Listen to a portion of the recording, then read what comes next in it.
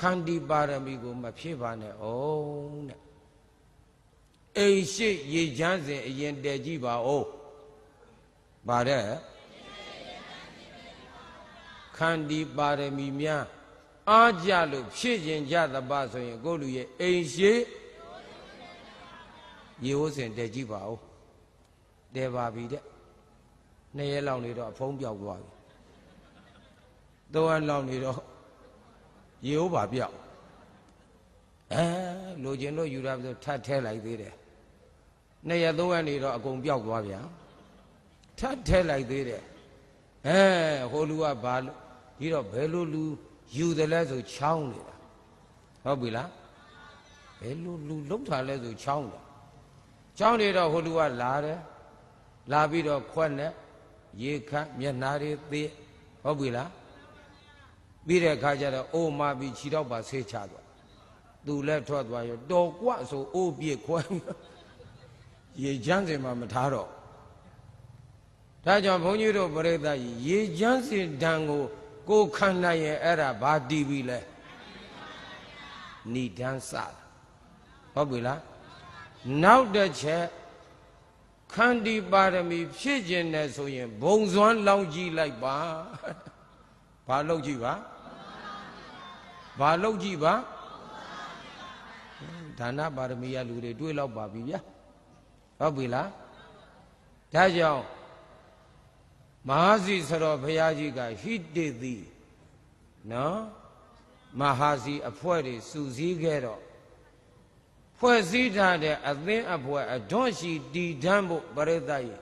အဲ့ဒါမှလင်္ကာလေးနဲ့အတိပေးတယ်ဆိုလိုက်စမ်းမဖိတ်ခေါ်မလားဘေးမှာပြေပြောငွေသဘောချောမောမပြေဤသုံးတွေမလေးသင်ပြေကြောင်း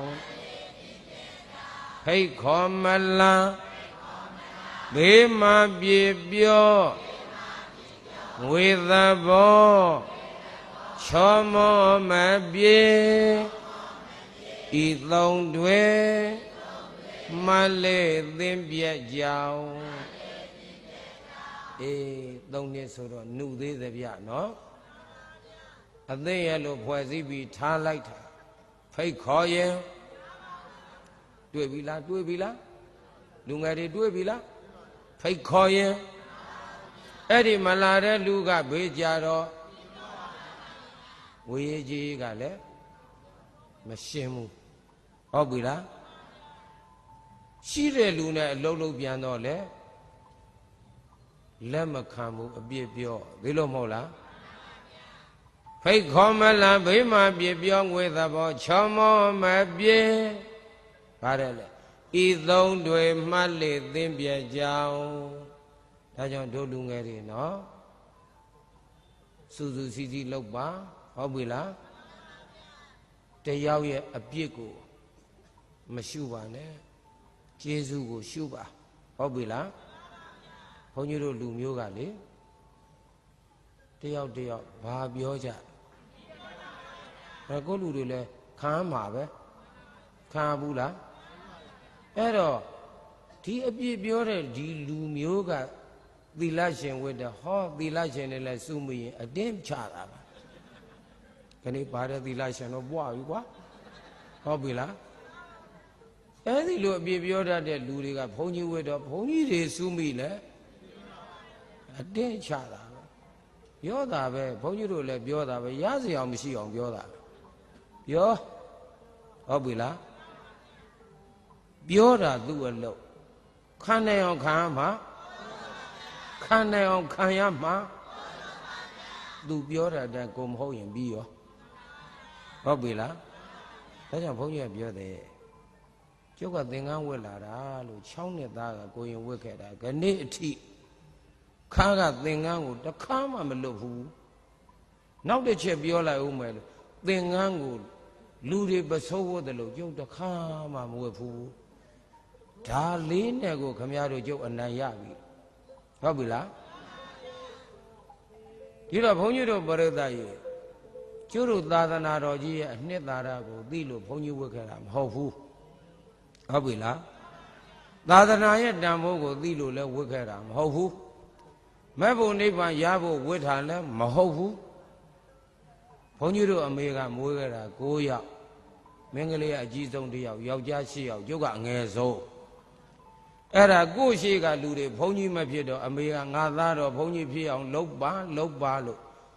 အမေချစ်တာနဲ့လိမ့်ပိန်ဝတ်ခဲ့ရတာဗျာဟုတ်ပြီလားဒါအရှင်းဆုံးစကားလုံးပါဒီဘက်ပိုင်းကြတော့အမေကိုသိကျေးဇူးတင်တာပဲဟုတ်ပြီလားဩ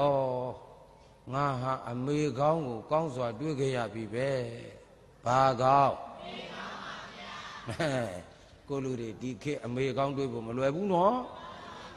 ဟိုတလောစီကကျုံဘေးမင်္ဂလာသရာမြို့ထဲကကိစ္စပြီးလို့တောရပြန်တက်တာကျုံဘေးလူစုနဲ့ဘာဖြစ်ပါလိမ့်အောင်ဘေးဩတရားရောက်တော့စိတ်ငြင်းနဲ့ခုံချသေးပြီးထင်တာမဟုတ်ဘူးကလေးလေးမှောက်ခုံလေးလှန်ကြည့်လိုက်တော့ချက်ကျိုးတော်မဖျက်သေးဘူးဘယ်မှာလဲဘယ်မြို့မှာလဲနမိတ်မကောင်းဘူးနော်မပေါ့နဲ့ဒါပြောချင်နေတာအဲ့ဒါနဲ့အင်္ဂါကြည့်လိုက်တော့ပရိသတ်ကြီးယောက်ျားလေးတဲ့ဗါတဲ့ပြီးတော့ဘုန်းကြီးကကိုပေါ့လေဩဘဝတွေအနာမြမသတ်နိုင်လို့တန်တရာခရီးများရှိခဲ့ရင်လူပြေမှာပဲပြန်ဖြစ်ပြီးတော့ဘုရားသာသနာတွဲမှာကုသိုလ်တွေငါတဝါကြီးယူအောင်မယ်လို့ကိုယ်စိတ်ထဲမှာပေါ့လေဒါဘယ်သူမှတော့မပြောဘူးခုမှပြောမိတာယူအောင်မယ်အဲ့ဒီလိုစိတ်ကူးတွေနဲ့ကြည်နူးပြီးနေလိုက်တယ်အဲ့ဒီအတန်ကြားတော့တော်ပြီငါနောက်တကလူမဖြစ်ချင်တော့ဒီကောင်မတွေစီငါလူဖြစ်ရင်ငါကြုံနေမြန်ပြည့်ဒုက္ခပဲတော်တော်ကိုကြောက်သွားတယ်ဟုတ်ပြီလားနောက်ပြီးတော့ကိုလူရေဟိုတလောစီကခုတည်းမှာယရနာဘုံဈေးကြီးမဟုတ်လားဖိတ်တောက်ဟီထဒီနားမှာဘာလဲဘာပလာစာဖိတ်တောက်လို့မဟုတ်လားဟုံးမြောင်နှန်းကလမ်းကအမိုက်ပုံပေါ်မှာ60ကျော်80ကျော်တော့အဖွားကြီး2ယောက်ကျွတ်အိတ်ခင်းပြီးတော့စာလာအိတ်ချုံအိတ်နေတယ်ဆိုတာတွေ့လားကြားရဲ့လားဘယ်မျိုးလဲနမိတ်မကောင်းဘူးနော်တယောက်ကလေဖြတ်နေတယောက်ကစွန့်နေတယ်ဘယ်လိုလူမျိုးကလာပြစ်သွားတယ်တော့မသိပါဘူးပြီးတော့ဘုန်းကြီးကဟိုအနှစ်40နီးပါးကဘုန်းကြီးကကျွဲတုံးကနေပြီးသင်္ဘောပေါ်တက်တယ်အေယာဝီတိုင်းထဲမှာဆရောကမင်းကုန်းဆရောပန်းတင်တော်ကတက်တယ်အဲ့ဒီသင်္ဘောပေါ်နှစ်ပါးဆုံးပြီးတော့ရန်ကုန်သွားကြတာမအူပင်ရောက်တော့ဆရောကဘုန်းကြီးမင်းနဲ့ဦးမြတ်စကြာရေးဟောဒီမြို့မှာကျုပ်ကျေးဇူးရှင်ကြီးရှိတယ်ဗျာတဲ့အဲ့ဒါဆင်းပြီးနှုတ်ဆက်ခြင်းနဲ့တဲ့နောက်လာဖို့မလွယ်ဘူးဘာဖြစ်လို့လဲဆိုတော့နိုင်ငံတော်အကျိုးတော်ဆောင်ကျုံခန့်လိုက်တာကိုညကလေဒီယိုကကြားပြီဒီလိုနော်အဲ့ဒါနဲ့ဘုန်းကြီးကစလင်သွားပြီးအကျိုးကြောင့်နေပြောတော့ရပါတယ်ဗျာဆိုတော့ဆရောကအင်မတန်လိမ္မာပန်းတတ်တယ်ဘယ်တော့မှအခွင့်အရေးမယူတဲ့ဆိုတော့နော်ဘာဆိုတော့ဒကာဒကမတွေအပေါ်ဆိုရင်ဘုန်းကြီးတို့ပြိဿကြီးသိမ့်ညာတာဘယ်တော့မှအနိုင်မီဘူးဒကာဒကမတွေအပေါ်မှာဘုန်းကြီးတို့ပြိဿကြီးမေတ္တာကလည်းအလွန်ပြည့်တယ်ဆရောရဲ့နှုတ်ဖျားကလှူပါဗျဆိုတာဘုန်းကြီးတို့လက်တွဲတဲ့အနှစ်20ကျော်မှတခါမှကြားခဲ့ဘူးဒီလိုနော်ဒီတော့နိုင်ငံတော်ပရိယတ်တိတက္ကသိုလ်ကြီးတည်တော့မယ်ဆိုတော့ဒကာဒကမတွေလှူခြင်းရင်တဲ့တကြက်နဲ့ကြောင်းတကာဖြစ်အောင်တယောက်တကြက်လှူပေါ့ဟောဘယ်လောက်အဲ့ဒီတကြက်ကလည်းပဲတဲ့ကလေးအမေမုတ်ဆိုးမရှင်မောင်ရွက်တဲ့လေးဆိုတဲ့အဲ့ဒီကလေးမလေးတကြက်ပါပါစေတဲ့ဟောဒီလိုတန်ဖိုးထားတာနော်ဘုန်းကြီးတို့ပရိသတ်ကြီးခမရတို့နောင်ရှာဖို့ခတ်သွားပြီသားမှတ်တော့အဲ့ဒါနဲ့မဟုတ်ပဲဘယ်မှာလဲလို့ဆိုတော့မဟုတ်ပဲလမ်းလေရဲ့ တဲ့တယ်သွားလိုက်တော့